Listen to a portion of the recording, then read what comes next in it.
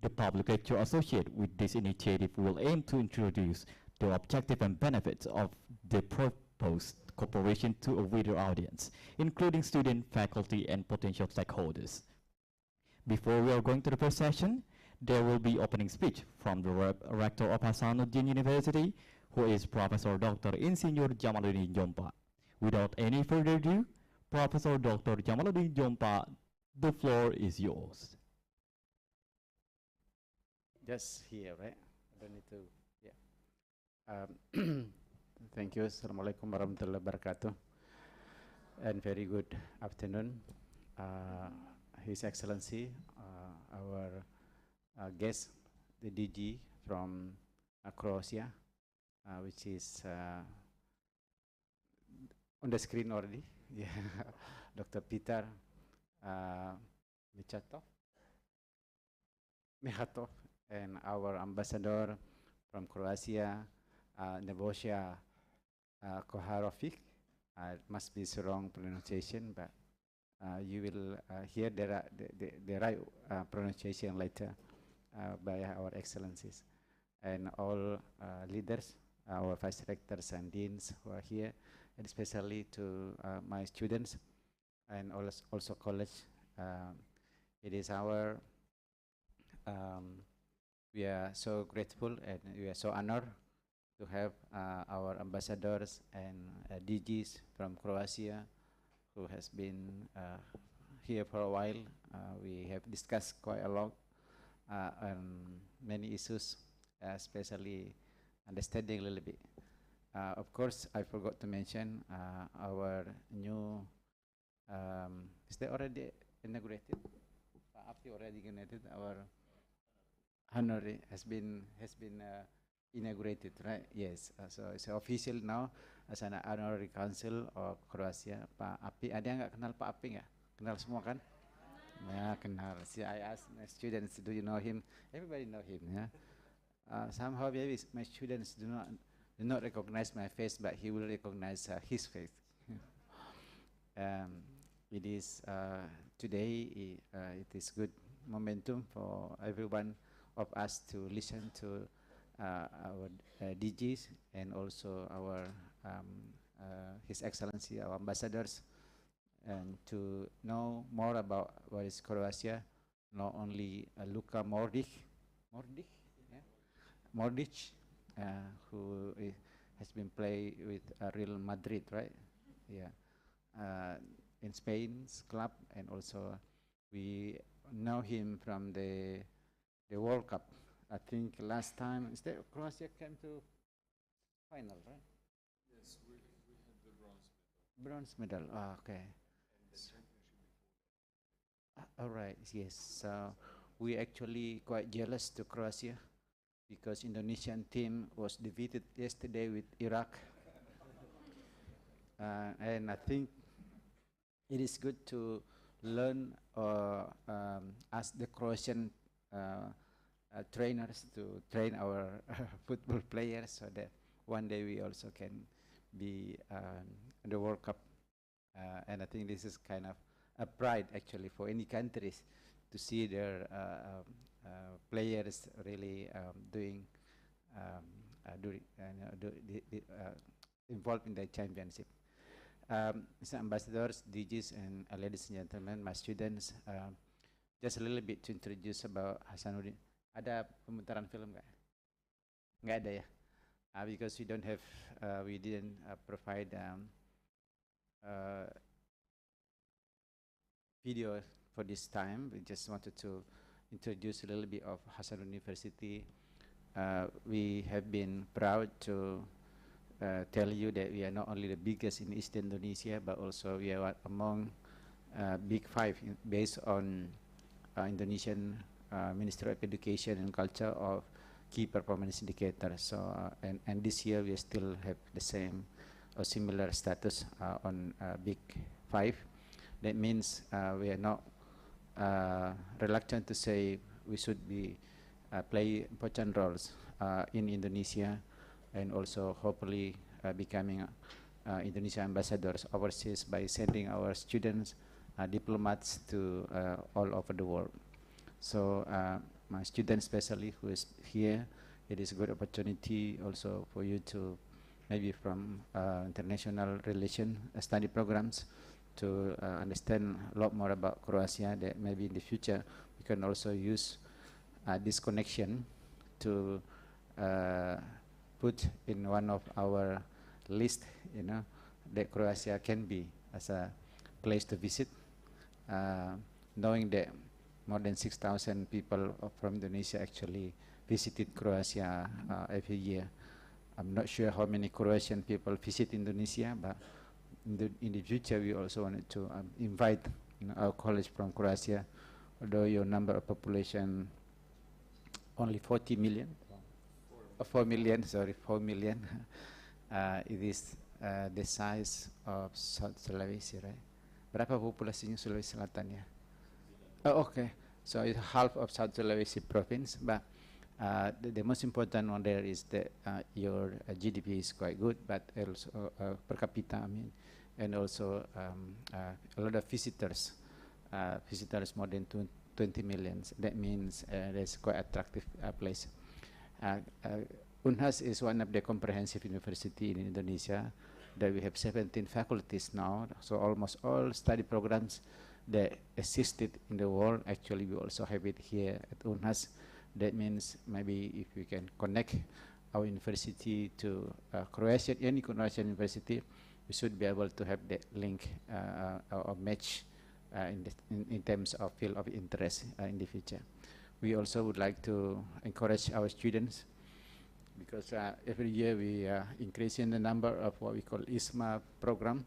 Maybe if you can facilitate Pak Api in the future, we also can ask our students to choose any Croatian university in the list to be able to, for them to be funded by our government actually to visit any university around the world.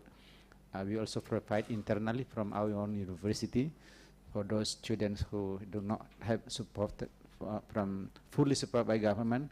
We usually provide support also from our university, maybe help support or something like that. In addition to that, we are becoming now multiple campuses. We also have campuses in Jakarta, will be open this year, and in the future we might be able to also open in other places. At the moment we have many campuses around South Sulawesi, maybe 4 or 5 campuses already.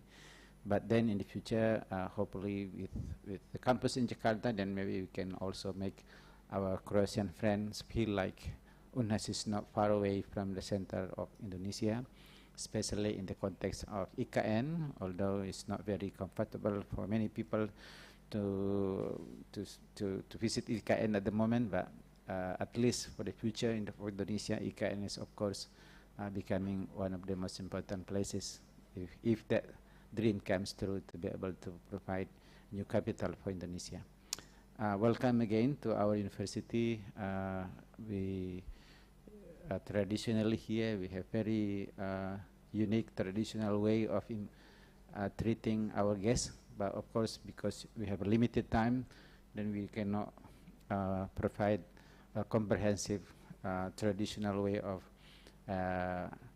receiving our honorary guests like ambassadors and DGs. Of course, we missed one of the traditional way of greeting you by our food in the 8th floor because you're already full, but maybe in the future, please come back again, that we will provide appropriate what you call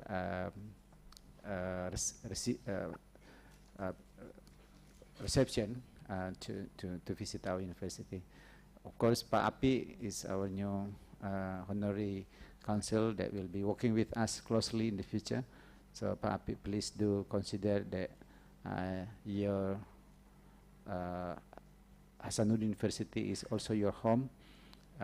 We do hope Pak KUI, our international office, will start having your flag as one of our. You don't have collection there for Croatian flag, right? Yes, because based on our current students. Okay. So it's a lucky. You are lucky. Where is the flag here? You failed to provide the best setting. We should have Croatian flag. Maybe before we finish the talk, please do bring the flag of Croatia here so people knows what is the flag of Croatia.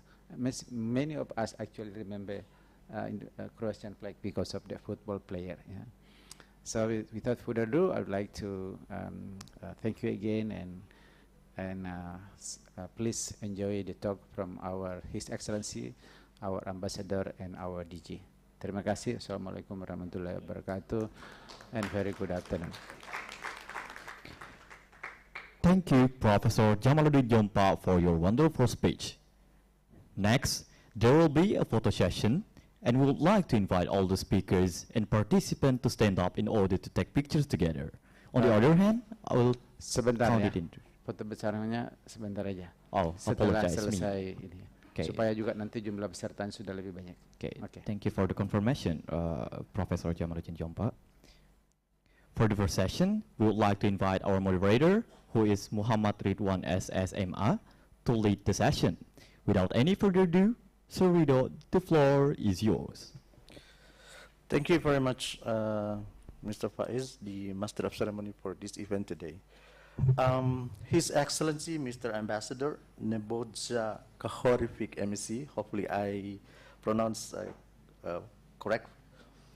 The Honorable Professor Jamaluddin Jompa, Director of Hasanuddin University, our speaker, Mr. Petar Mihatov, PhD, the Ministry of Foreign and European Affairs, the Republic of Croatia, fellow Vice Rectors, fellow Vice Deans, lecturers, professors, students, ladies and gentlemen, Assalamualaikum warahmatullahi wabarakatuh, and good afternoon. It's an honor for me to be here as a moderator, to listen to a very important lectures that will be soon carried out. Allow me, first of all, to begin with the reading the curriculum vitae. Faiz, have you sent the PowerPoint? Yes, it is, Okay, sir. all right. Please, can you reveal it? All right. All right. So our speaker today is Mr. Petar Mihato, PhD. Go on. So he was born on September 5th, 1972. He is married with 2 daughters. Maybe later somebody ask how old is the daughters. Okay, so her educational backgrounds are PhD in political theory and social philosophy, Faculty of Humanities and Social Science, University of Zagreb, Croatia. And for his Master of Science in Political Theory, London School of Economic and Political Science, University of London, United Kingdom. Go on. So now his professional experiences, I try to limit because very long, but the most important one is now, currently, since February 2021, he is a Director General for Political Affairs, Ministry of Foreign and European Affairs of the Republic of Croatia. And since November 2019, Acting Political Director, Ministry of Foreign and European Affairs of the Republic of Croatia. And also February 2017 to November 2019, Assistant Minister of Defense Policy, Ministry of Defense of the Republic of Croatia. April 2016 until January 2017. It's moved automatically. Please, the operator. Skip that. Oh, skip, all right. Okay, so our speaker said we can skip because I think the last part is the April 2010 to September 12, advisor to the ministry. So if we can see the professional experiences, he is an expert in the area of politics, affairs, and so forth. Okay, so his topic today, he is going to talk about seeking the potential collaboration. Next slide, please. Next slide. Seeking potential cooperations between UNHAS and higher education institutions in Croatia. The topic might be extended depending on the situations. And without further ado, ladies and gentlemen, Please join me to welcome on stage Mr. Peter Mihatov. Big hand for him. Times and floors are yours. Thank you very much. There's so many of you, and you look so young. It's difficult for me to grasp that you are students. And I see so many ladies here, which is very good. I don't know how much you know about Croatia. I will say a few things about Croatia to see maybe they will be the first information about Croatia that you hear. For instance, let me start with the tie. You know what this is, but you probably don't know that it's a Croatian invention. So it was the Croatian soldiers in Napoleon's army more than 200 years ago that were wearing this. It was called the cravat. And then it spread through France and then to the rest of the world. So people are wearing this, like our colleague over here who's having a red tie and doesn't hear me now, but never mind. Hi. But there are other also inventions of Croatia. For instance, I don't know whether you knew that you know that police uses fingerprints to identify people. So this was invented by a Croat in Argentina who worked for the police as a detective. So he invented this part of the forensics. So people can be identified through their fingerprints. And there are many others, like torpedo also was a Croatian invention, and others. You might have heard your rector mentioned also Luka Modric. There are other Croatian football players, and we're very proud of our football teams, not just this one, but the previous ones. Now we won the bronze medal. The previous one we won the silver medal. In '98 we won another bronze medal. So for a small country of 4 million people, it's quite an achievement. But we're good in other sports as well. For instance, water polo, which is probably not very popular here, but it's a game in the water with the ball and 2 goals. Croatia is the champion of the world, and we have been a champion several times in our history. To go back to geography, I suppose you know where Croatia is, but if you don't, then go to the map of Europe. You will see Italy, which is easy to recognize because it has a shape of a boot, and then on the east of Italy you have Adriatic Sea, and then you have the coast, and almost all of this coast is Croatian coast. This is very good for us because all the good things at the Adriatic Sea are on our coast and not on Italian coast. We have more than 1,000 islands, and Italy has none on this sea. And it's a very, very nice and tame sea, not very wild and not very big waves. So hopefully you will be able to see it someday. When we go to history, Croatia is, Croats are a very old nation. We used to have a kingdom in the 9th and 10th century, much bigger than Croatia is today. And then we were for a very long time, we were part of the Hungarian Empire and then Austro-Hungarian Empire. But there was always this Croatian parliament was the symbol of Croatian statehood. After that, in the 20th century, we were part of Yugoslavia, first the Kingdom of Yugoslavia, and after the Second World War, the Socialist Yugoslavia. Unfortunately, the beginning of the 80s, Yugoslavia turned into something that was not supposed to be. So it was supposed to be a country of 6 equal republics, but one republic tried to be the strongest one, and then several other republics decided to become independent, Slovenia and Croatia, and then Bosnia and Herzegovina, and then Macedonia, and then Montenegro in the end. And that is when we had our war. We were attacked by our neighboring Serbia, and our country was occupied, 1/3 of our country was occupied from 91 to 95. We managed to create an army, which we didn't have at the beginning of the war, and we managed to liberate almost all of the occupied territories after 4 years in just 3 days. It was a very, very successful operation.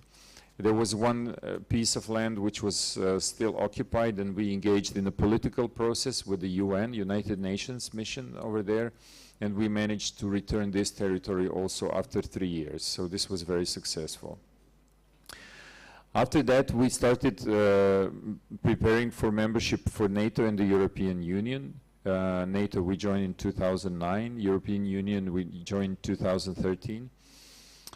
This was very difficult for us because the criteria were very, very high. And now we are the member of both NATO and EU, but we like to share our experience from the war and post-war reconstruction with other countries in Europe, in Africa, in other parts of the world. Now, to get to Europe, you probably, if you are students of international relations, I understand that most of you or all of you are, then you're probably also learning about the war in Europe. I mean, we have 2 wars on our borders. One is in Europe, the other one is in Gaza. In Ukraine, we have been very much engaged. We've given a lot of help to Ukraine and our experience from the war. And we also provided help to citizens of Gaza as much as we could as a small country. And we're trying to be politically engaged. And if you want, we can speak about that. I omitted to say in the beginning, but it would be good to have some questions from you that so I can see where your interest is, then what we can talk about. And Croatia is very active when it comes to European affairs, when it comes to the Middle East and Gaza, but also we try to be as active as possible in this part of the world. And we are following very much what's happening here. We think that Indonesia has a very important role, not only regionally but globally, as a very big power that is not choosing sides, but leading its own foreign policy, and playing a very constructive role in ASEAN and internationally also. Yesterday we had political consultations between 2 foreign ministries. We talked about all these things, bilateral cooperation, but also international security and things like that. And we would like to be close to Indonesia in all these issues as much as possible. I will actually stop here, and I would kindly ask you to ask questions, so I don't speak about things that you don't find interesting. I was actually not going to speak about higher education. I was going to speak about international relations, which is my area. So if you have any questions about Europe, about Croatian position towards anything, about the Middle East, about multilateral affairs, United States, Europe relations, anything like that, please go ahead. Thank you, Mr. Peter. Okay, before I invite you, I invite the audiences to propose the question. So as we hear just now, we listen to the presentations that some of the invention done by the Croatian people, okay, and also he talked about the history and the political participations of the Croatians around the globe, and he also mentions about Indonesian role in the political or many aspects regionally and globally. Okay, now I would like to invite the audiences to propose the questions. Raise your hand, mention your name and your study programs. Go. Okay, another one? Okay, that's part. And in this part, is there anyone? Just raise your hand. If you cannot speak English, then we will try to help you translating your point, and then it can be answered. From this part, any? Okay, one. Okay, this one? No, okay, now for a while we have two, okay, three. Okay, Mario and this ones and the third ones. Okay, Mario, you go first. Okay, Bismillahirrahmanirrahim. Thank you so much, Pak Ridho. My name is Mario, and I'm also from the International Relations Department. And I also have the opportunity to study actually in University of Zagreb last year for one semester under Professor Igor in the political science. And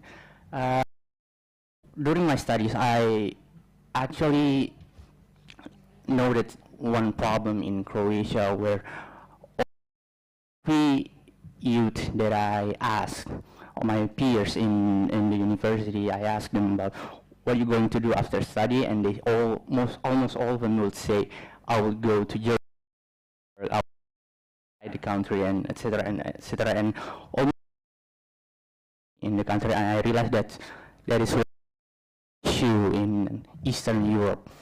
So yeah, so one of the solutions probably would be immigration. You take the workers from the other part of the world, from Asia or Africa, but we all know that that is a very sensitive political issue. So I want to ask, how can government actually solve the problem of the lacking of workers, I would say, and yeah, how do you gain attraction, support from the people to actually support immigration? Maybe that's my question. Thank you.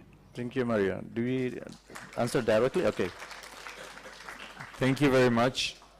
Mario, you have been in Zagreb, so you probably know that Mario is also a Croatian name. It's a very good question, and it is a big problem in Croatia. We are not the first country to have joined the European Union with this problem. It happened with the 10 countries that joined in 2004 and 2 countries that joined in 2007 because of the difference in standards between Western and Europe and Eastern Europe. So young people see that in their country they can earn a certain amount of money. If they go to Germany or Sweden or Austria or even Ireland, they can earn twice as much or 3 times as much. So it was a trend for other countries as well. It's a big problem for us because we're a small country. So in Poland, for instance, they can afford to lose 3 million people because they're 40 million.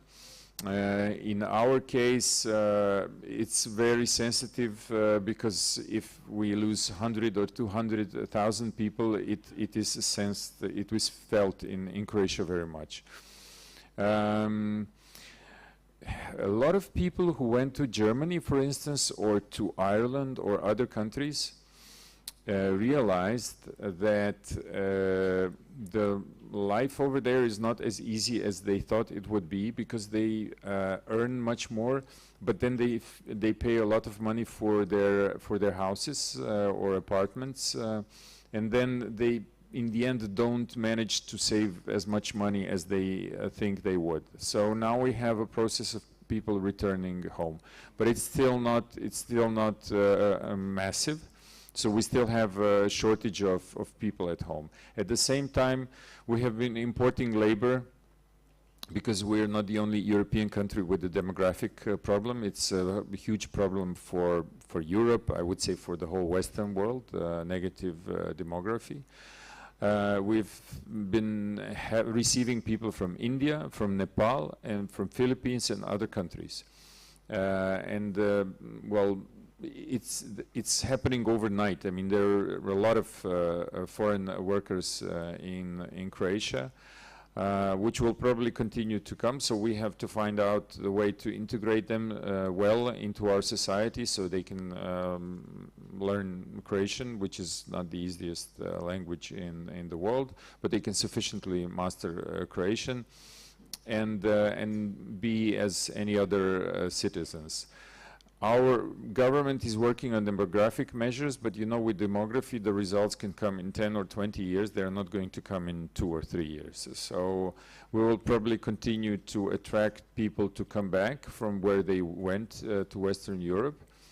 Or some people are returning even from the United States or Australia, but those are mostly older people.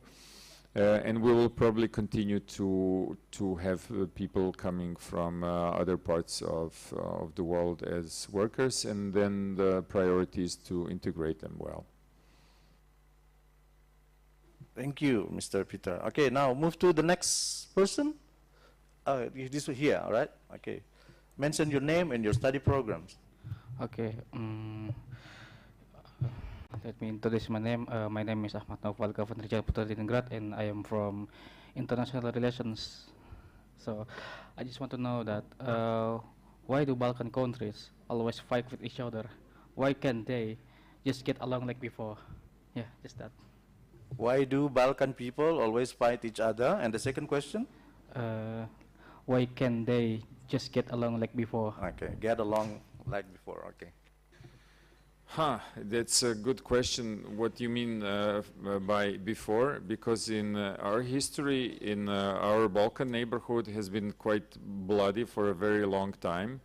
And we're not the only nations fighting. You have a lot of nations fighting. Actually, Europe has been a very, very bloody continent, going from one war to another for, I don't know, 2,000 or more than 2,000 years, until the European Union was created as both a peace project and economic project. And until recently we didn't have a war. Nobody expected that we would have a war in Europe in this time.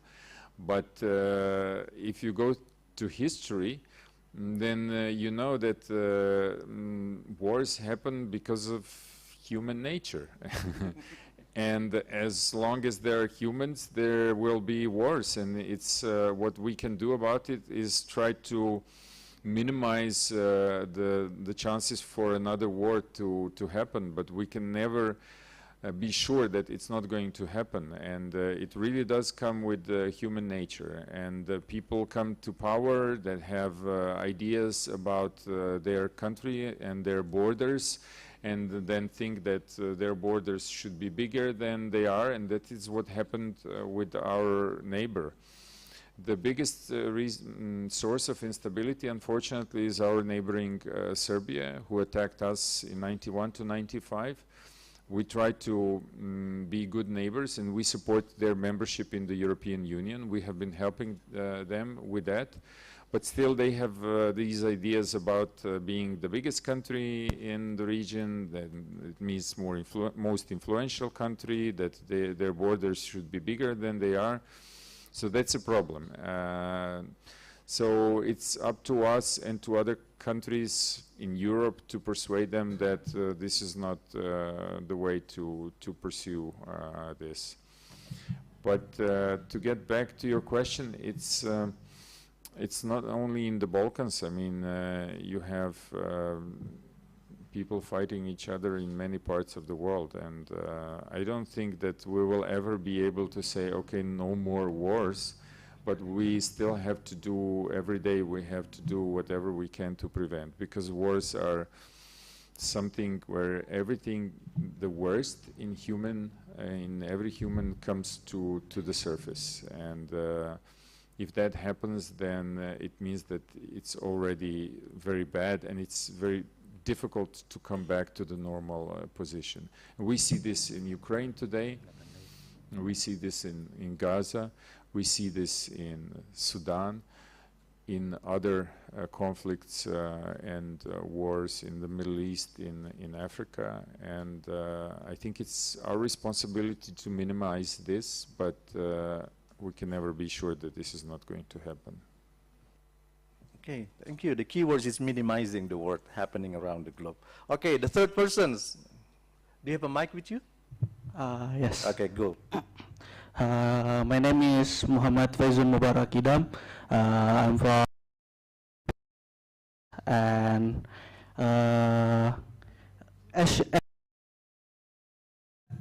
Similar to your initial explanation about Croatia joining the European Unite, so is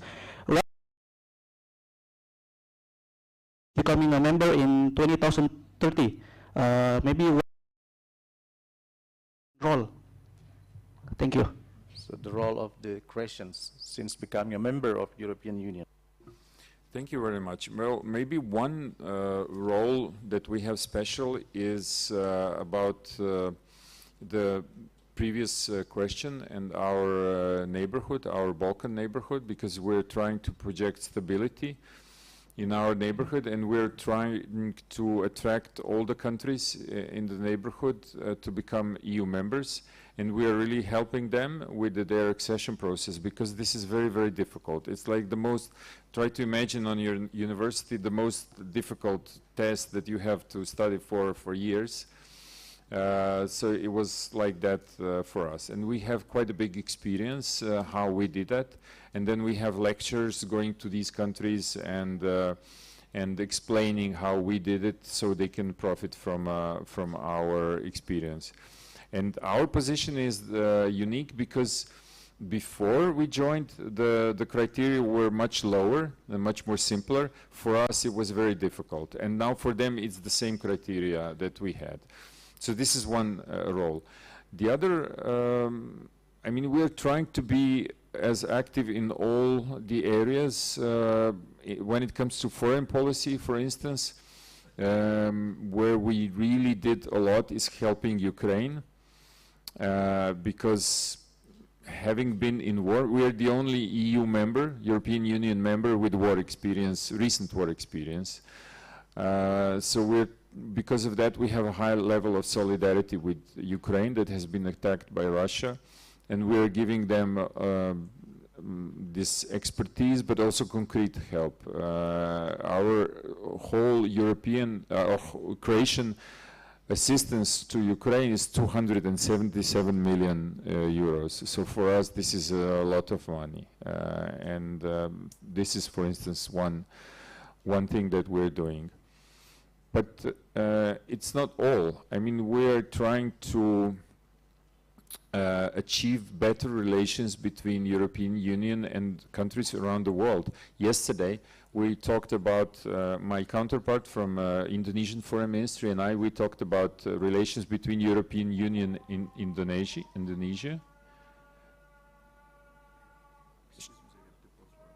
Sure.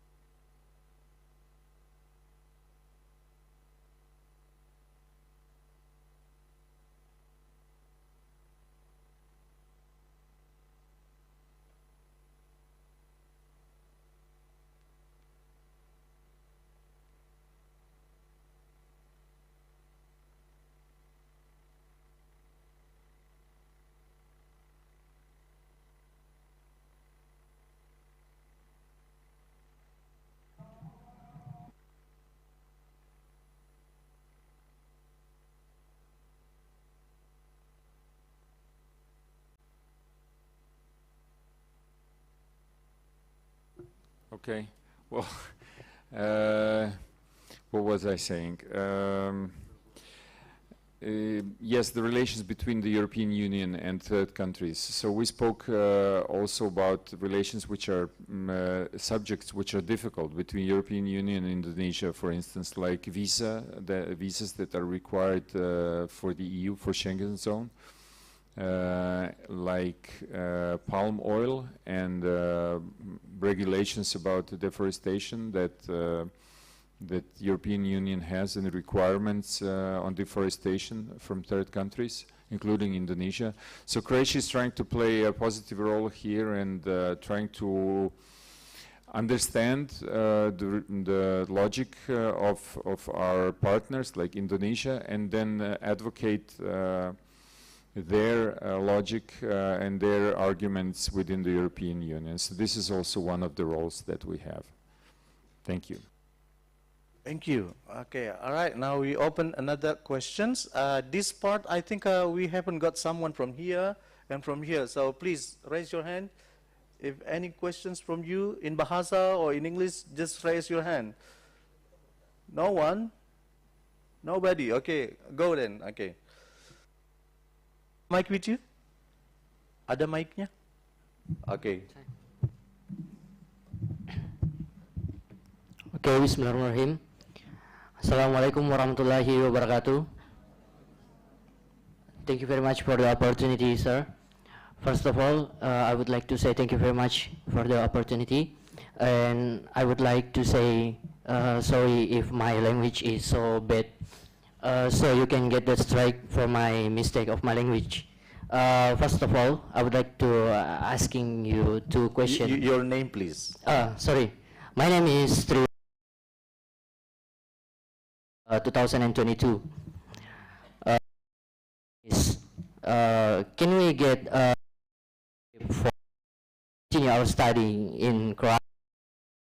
If we get it, and the second question is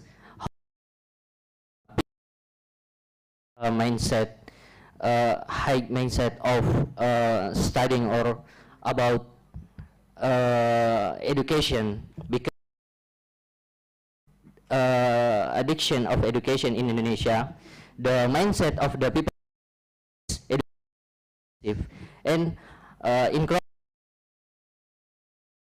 of Croatian it's not like in mindset of people in Indonesia.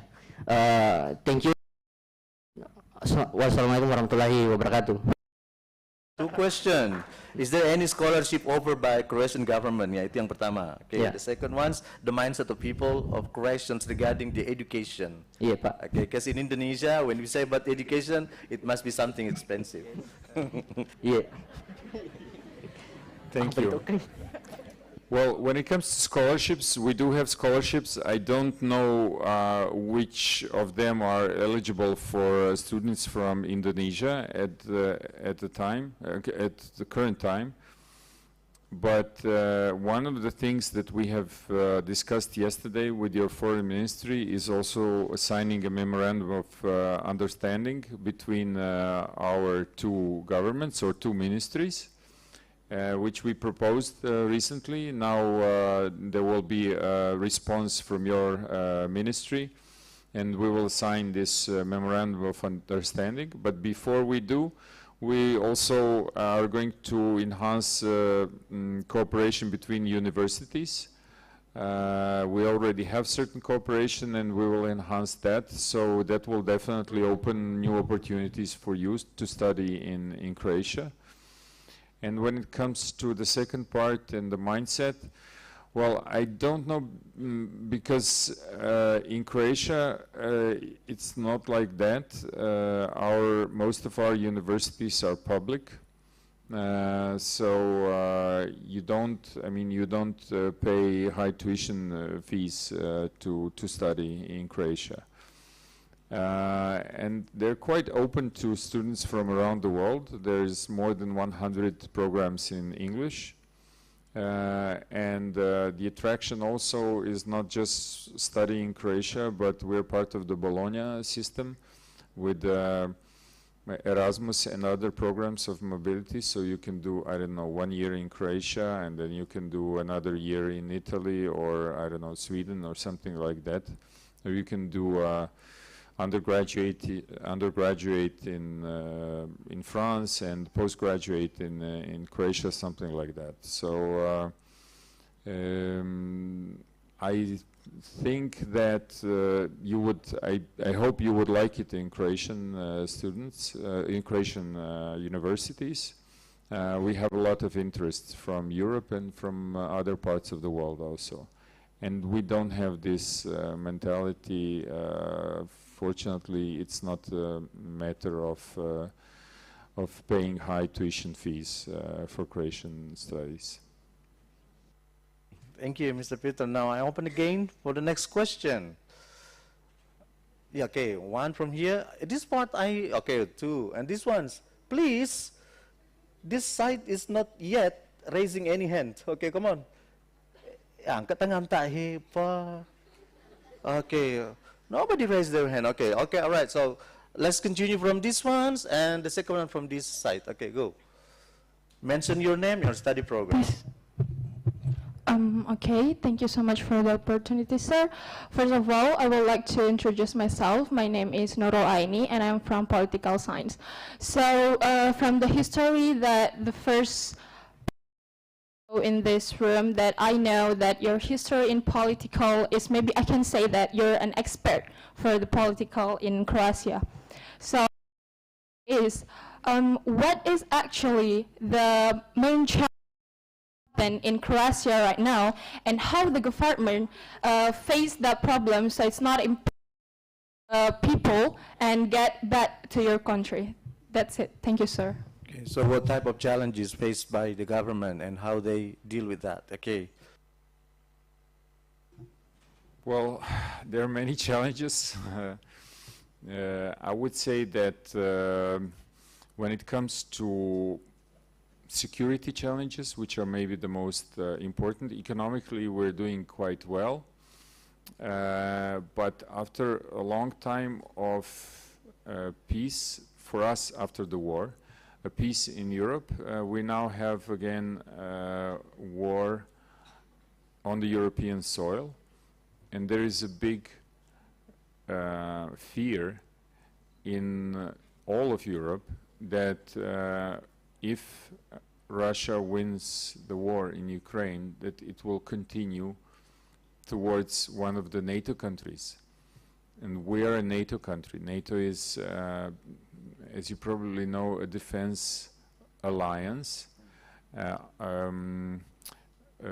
gathered around so-called Article 5 of the North Atlantic Treaty. And Article 5 says that if one country is attacked, then everybody else will join them in defending. So if somebody attacks one NATO member, then we are all obliged to defend it and to go into war with this country. So if, for instance, Russia wins now in Ukraine and attacks one of the smaller countries in the north, like Baltic countries, Latvia, Lithuania or Estonia, that used to be part of the Soviet Union a long time ago, then we will be in war with Russia. And this is a big concern for everybody in Europe. And this is a concern of ours as well. Plus, also, as I mentioned, we have in our neighborhood, our neighboring Serbia, which has a policy which is not very peaceful. So we're trying to influence them and try to make them more peaceful and more democratic. But also in the Middle East, Gaza is not so far away from us, and it concerns all of us politically. And you probably know that Europe is quite divided on the Gaza issue. Some countries are more friendly with Israel, some are very critical towards Israel because of more than 35,000 people being killed. But it's also a matter of instability that may spread beyond Gaza.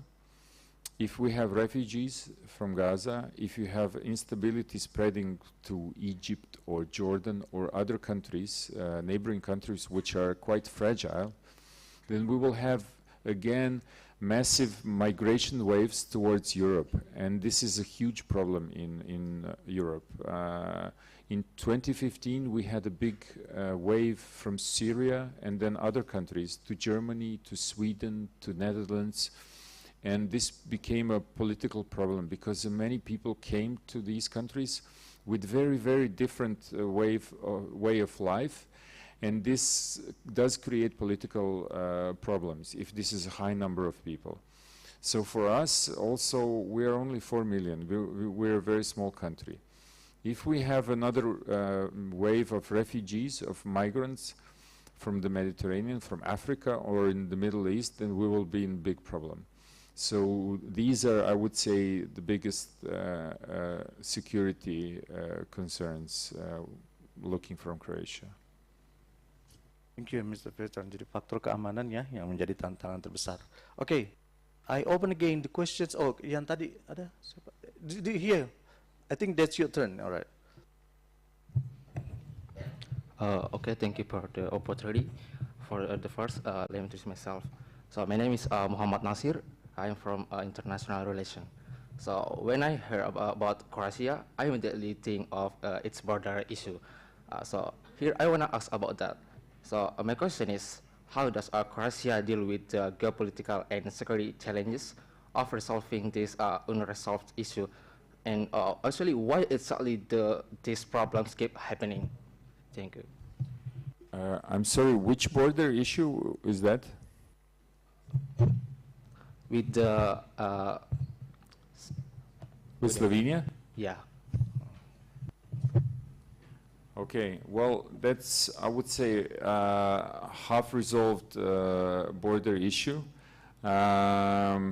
Slovenia did have certain demands toward Croatia, and then they blocked our EU membership, and they made us go into a special court of arbitration just for this case. We wanted to go to the International Court of Justice, which is a normal address, it's a UN body. But Slovenia didn't want that. They said, no, we will create a special court for just our dispute. And then we accepted this because we wanted to become an EU member, and they didn't want to let us in. They were EU member then, we were not. We were negotiating for membership. But then, at some point, it was revealed that they were cheating in this process, and that Slovenia was in contact with this body that is supposed to be independent. And then Croatia decided to just pull out of this arbitration process. They didn't like it. We said, look, I mean, this process is contaminated and we're not part of it anymore. So now it's kind of a status quo, but we are continuing diplomatic talks about this and functioning normally. We have very good relations with Slovenia now. And it's not the only border dispute in Europe. There are many border disputes, open questions, and countries are functioning normally. So it's not a big issue either for Croatia or for Slovenia. Thank you, Mr. Peter. Okay, again, I think and we now still have 5 questions from that side. Okay, all right. These ones and the last ones? Any other? Okay, all right. Okay. So your name, your study programs, okay? Okay, thank you for the big opportunity. The first one, introduce myself. Aulia from the public administration. Maybe it's a simple question. Russia choose to see the potential university to become a collaborating partner. Thank you. Well, thank you. You're the hero of this side. I think it's a simple question, it's a simple answer, because you're a very, very respected university here. I heard a lot. Our ambassador has been in Jakarta for 5 years. He knows very well how respected your university is.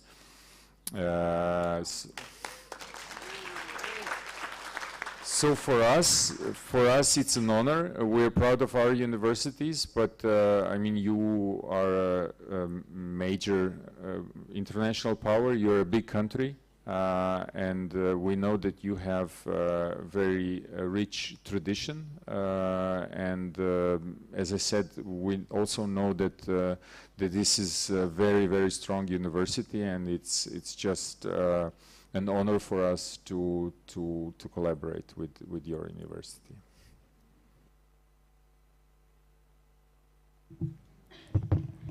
Okay, thank you so much for the opportunity. First of all, let me introduce myself. My name is Istiqosah Salsanakia. I'm from International Relations Study Program. So my question is, I read in the news that your country will hold an election, which is May is legislative election in May, and then June you will hold European parliamentary elections, and the last one in December, presidential elections. So my question is, how is your government or your country control the situations during the elections? Because maybe you know that the last presidential elections in Indonesia, it's not really good, the situations, so maybe we can learn that for a country how to control the situations. Thank you so much. Thank you very much. I think it's a good question. I don't know what exactly the environment was here during your elections. In our case, there are divisions, there are sometimes animosities, but it's still quite under control, and the democratic process is functioning quite well. But it's a good question because things are getting worse in some Western countries as well, with long democratic traditions. For instance, we saw 4 years ago in the United States, they are very proud of their democratic legacy and the history. And then we saw people marching on the Capitol Hill where the Congress and Senate are. And we were quite shocked that something like that is happening in a country with such a rich democratic history. In Croatia, fortunately, it's not like that. So our parliamentary elections went quite smoothly. We have a conservative government, as has been the case for the last 6 years. And now the European elections are happening just the day after tomorrow. And then next year we'll have presidential elections. But it's a lot of talking. Sometimes people accuse each other of things, but it's all quite under control. So we're happy that it's like that and hope that it stays like that. But who knows? Thank you. Having this answer is we arrive in our end of the public lectures. We do hope that our students, our audiences, may benefit from the speakers, even though in a very short time. So before the closing speech from our rector, I would like to invite His Excellency, Mr. Ambassador, to give a brief remark regarding the courtesy visit and the public lecture today. Your time, the floor is yours. So thank you very much, dear colleagues. I may not refer you to ladies and gentlemen because there would be, I mean, regarding your age, that would be almost offensive, right? If I'm not mistaken. So, dear colleagues, dear young people here in the audience, first of all, I would like to thank Mr. Rector and entire members of the staff of this university to give us the opportunity for our Director General for Political Affairs in the Foreign Ministry to refer to you several points of view of Croatian government about not just about Croatia itself, but of course about the issues of international relations that might be interesting for the young people here. As you probably heard, there is a tremendous difference in size, shape, political system, and of course the number of inhabitants between our two countries, as well as geographical distance. But of course some of the questions, especially regarding the education system and of course the basis of social order that education system is building, is something that are quite similar to the both of the countries. For me, being here 5 years and being not just the ambassador to Indonesia, but being also regional ambassador for 5 other countries in the region, today it was a huge and revealing experience about one thing: the level of knowledge that you exposed here about the affairs, and because it was visible that you read about our country. So it was not just coming from your head. So we didn't improvise the questions. And secondly, which is of extreme importance in today's world, the level of your English. The level of your English.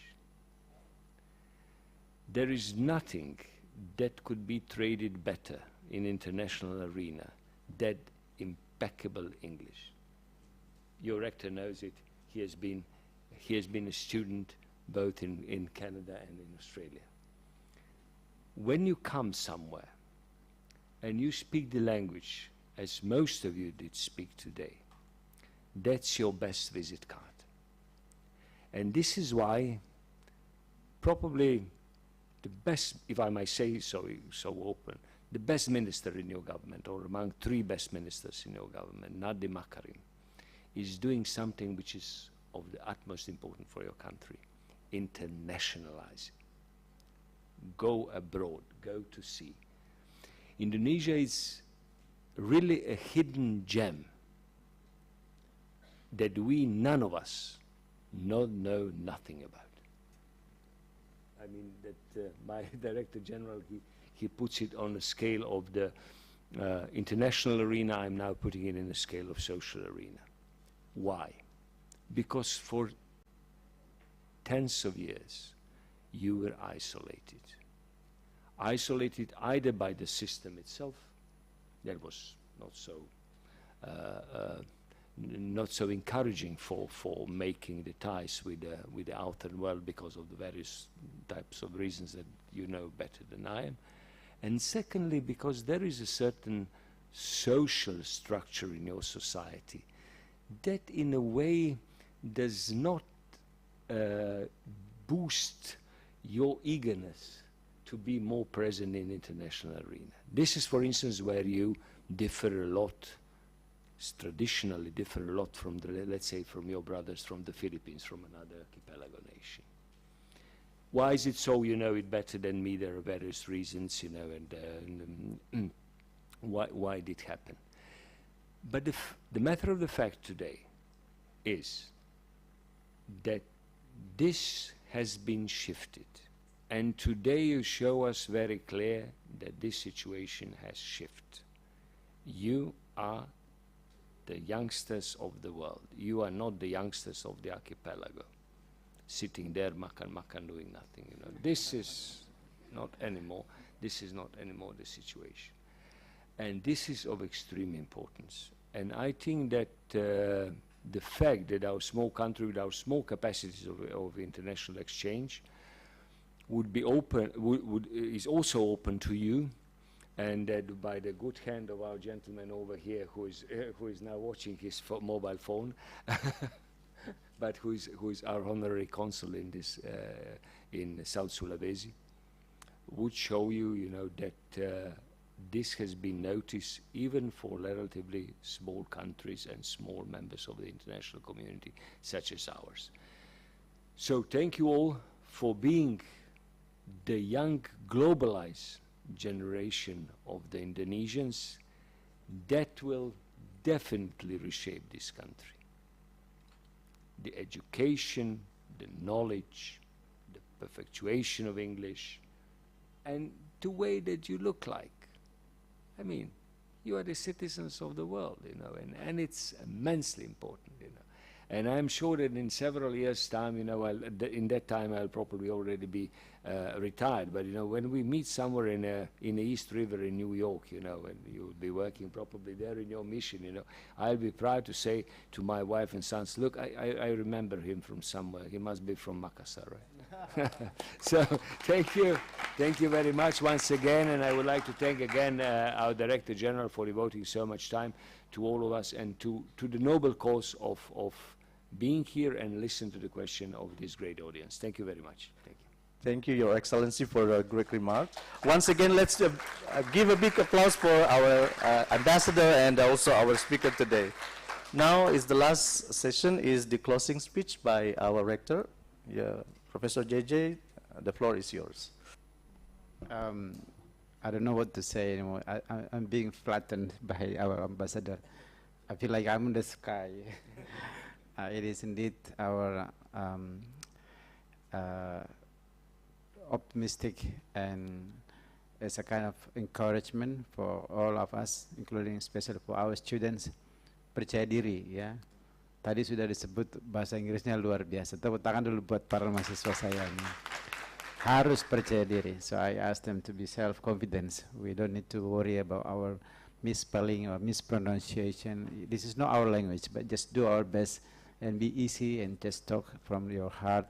Even you mix it with Bahasa Bugis or Makassar, it's okay, you know. The problem is sometimes we are too shy to speak, and I think today you being recognized and acknowledged by His Excellency Ambassador. I think that means keep going and improve your English. And also, I think our Director General has tested your knowledge and also capacity in giving a very critical questions. It also has been, I think, quite amazing. And thanks, Director General, for your sharing. I was also worried about the questions that might be so sensitive, but you really give us a very, very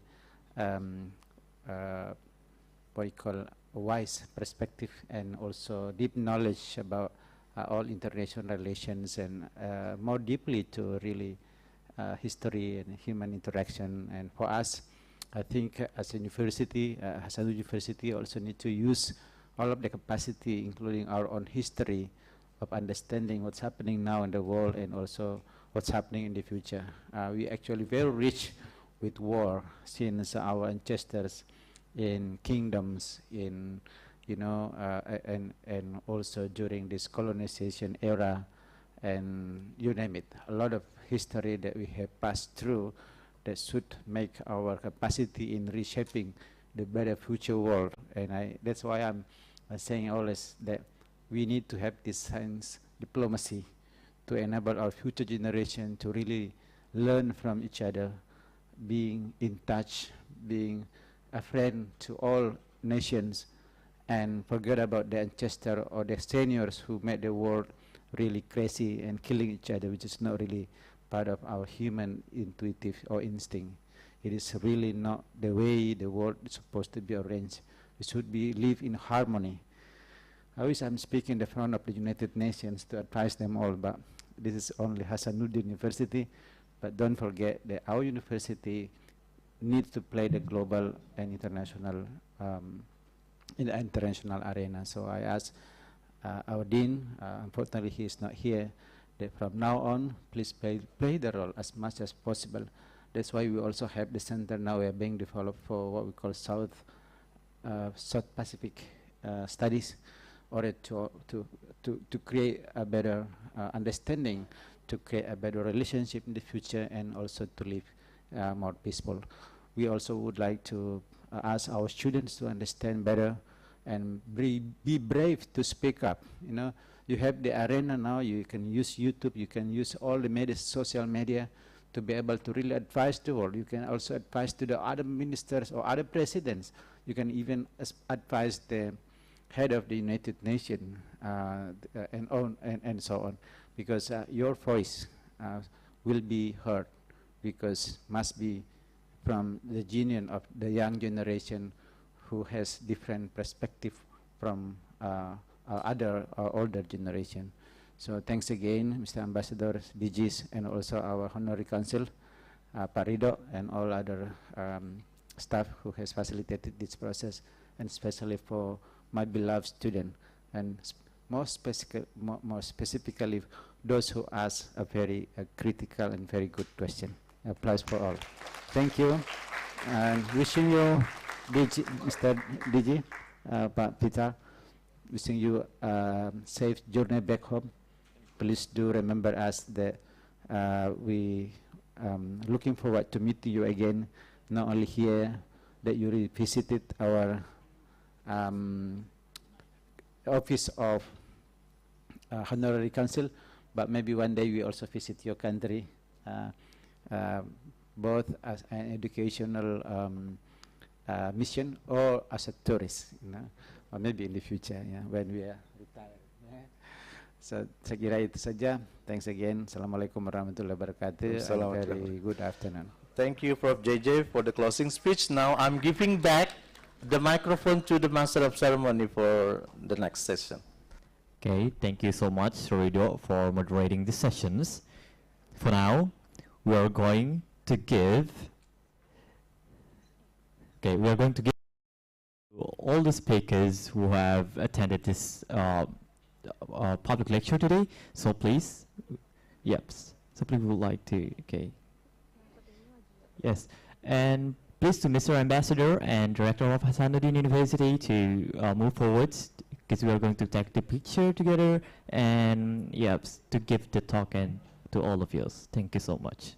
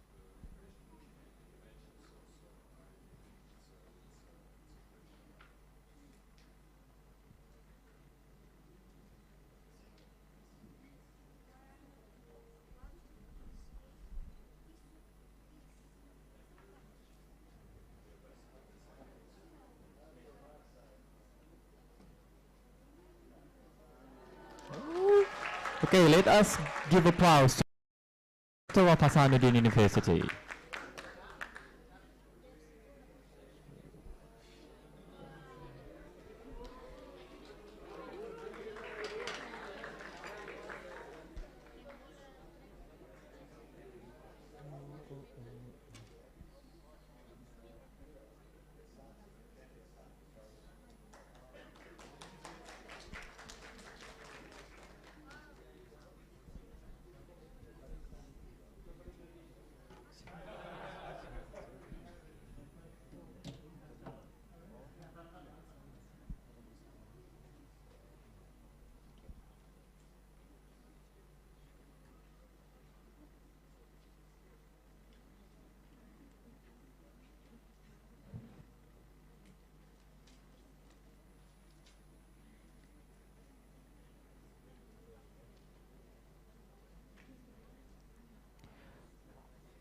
Okay, ladies and gentlemen, let us once again give applause to our speaker and our rector of Hasanuddin University. So, for now, we would like to invite all speakers and participants to stand up in order to take pictures together. And then on the other hand, I will count it in 3, 2, 1. Okay, just stand up.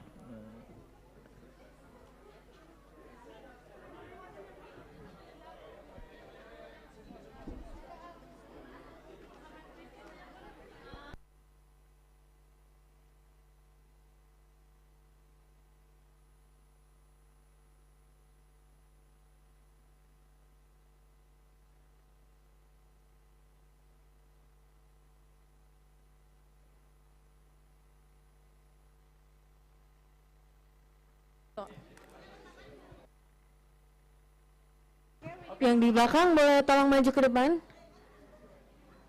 Oke.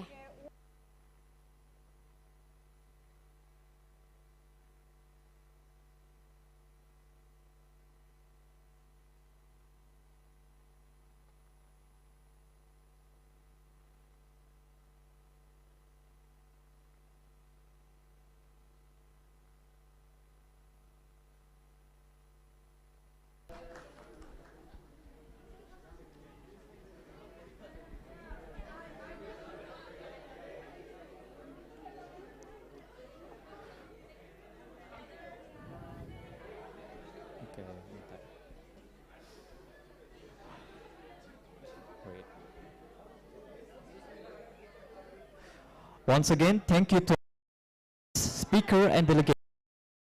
Thank you to the public for the commitment to education and their political actions to the world.